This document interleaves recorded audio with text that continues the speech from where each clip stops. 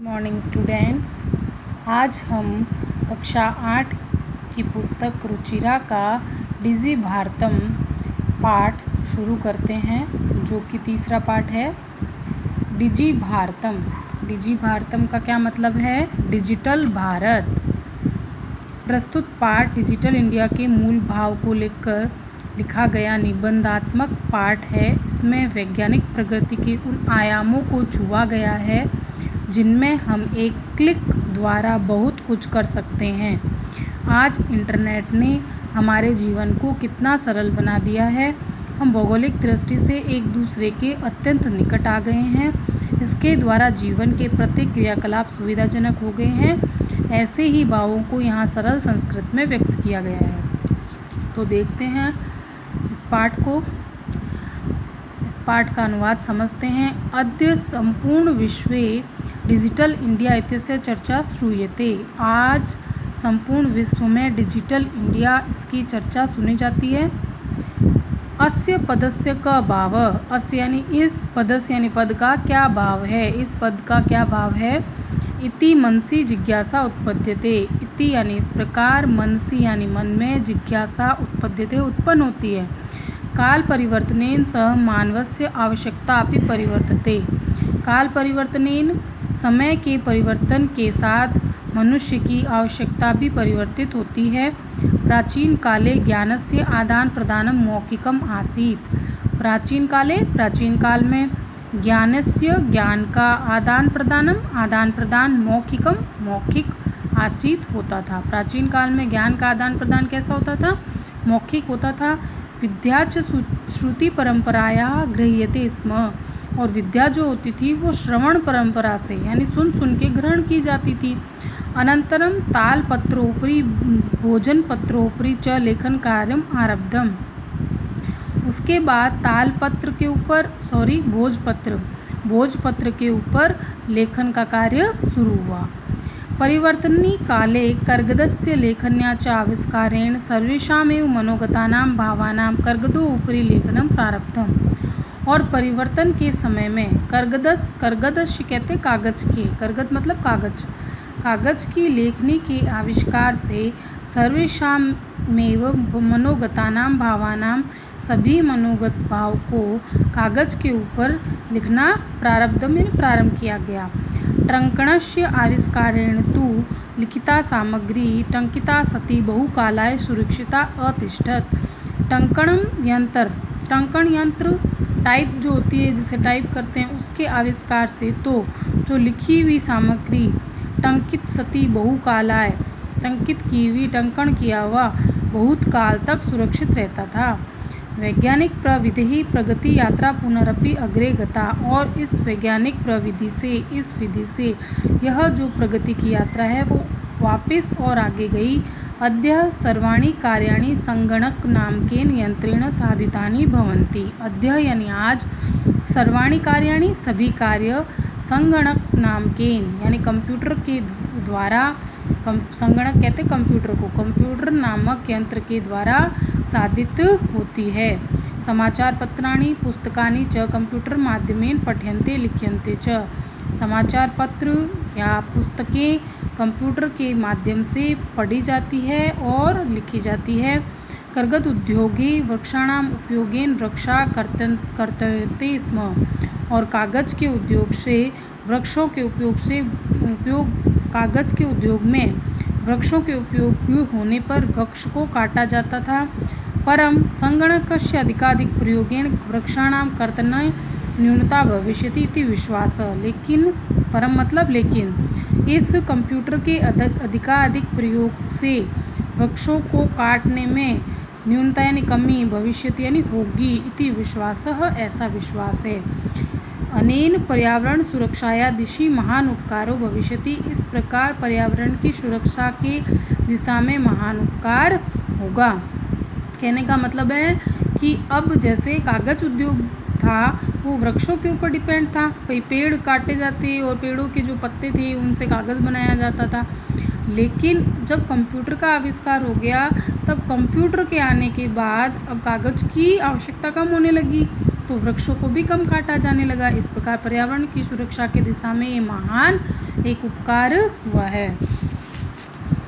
अधुना आपणे वस्तु क्रयार्थम रूप्यकाणाम अनिवार्यता नास्ति। अधुना यानी इस समय में, आपणे यानी दुकानों में, वस्तु क्रयार्थम वस्तुओं को, सामान को खरीदते समय रूप्यकाणाम यानी रुपयों की अनिवार्यता नहीं है। डेबिट कार्ड, क्रेडिट कार्ड इत्यादि सर्वत्र रूप्यकाणाम स्थानम गृहीतवन्तः। अब डेबिट कार्ड ने और क्रेडिट कार्ड ने सभी जगह रुपयों का स्थान ग्रहण कर लिया है।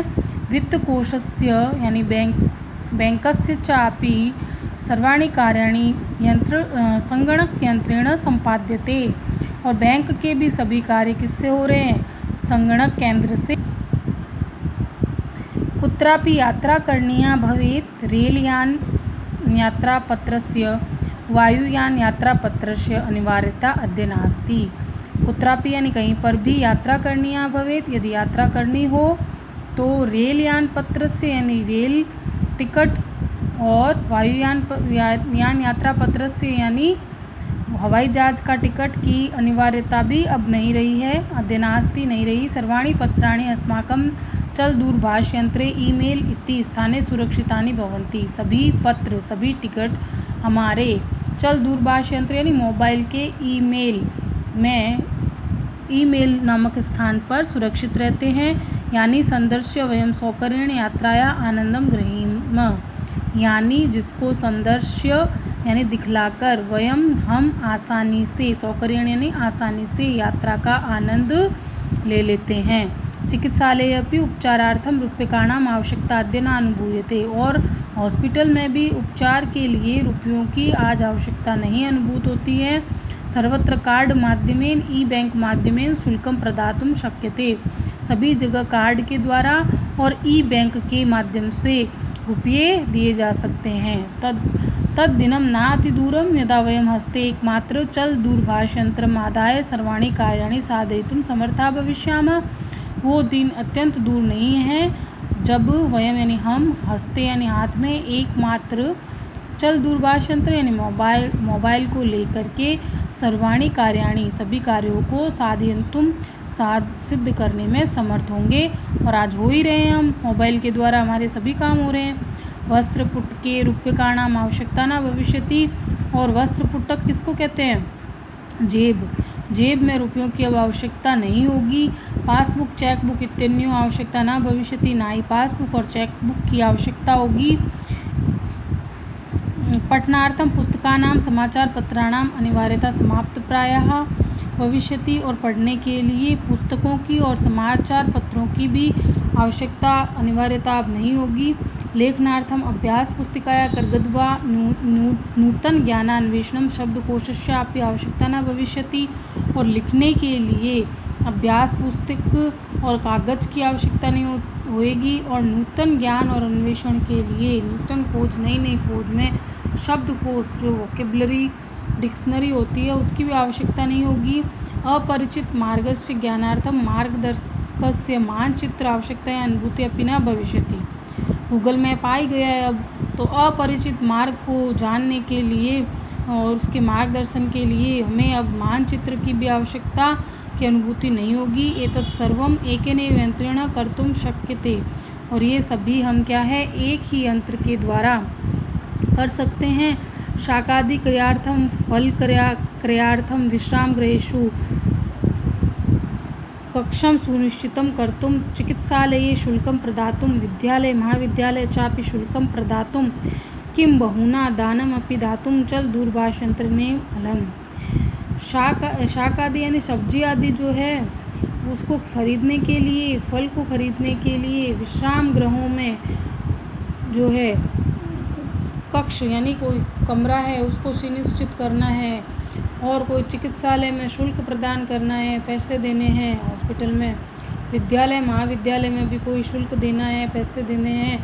तो किम बहुना दानम अपि दातुम, या अथवा किसी को दान देना है तो उसमें भी क्या है, मोबाइल जो है वो अलम यानी पर्याप्त है। डिजि भारतम इति अस्याम दिशि वयम भारतीयाः द्रुतगत्याः अग्रेसामः। डिजि भारतम डिजिटल भारत, इस दिशा मतलब दिशा में हम भारतीय द्रुत गत्या यानी तीव्र गति से अग्रेसामः यानी पाने जा रहे हैं। द्रुत गति से हम उसकी ओर बढ़ रहे हैं। तेज़ गति से हम डिजिटल भारत की ओर बढ़ रहे हैं। तो इस पाठ का अनुवाद करवा दिया गया है। अब आपको इस पाठ का अनुवाद लिखना है और शब्दार्थ लिखने हैं। Thank you.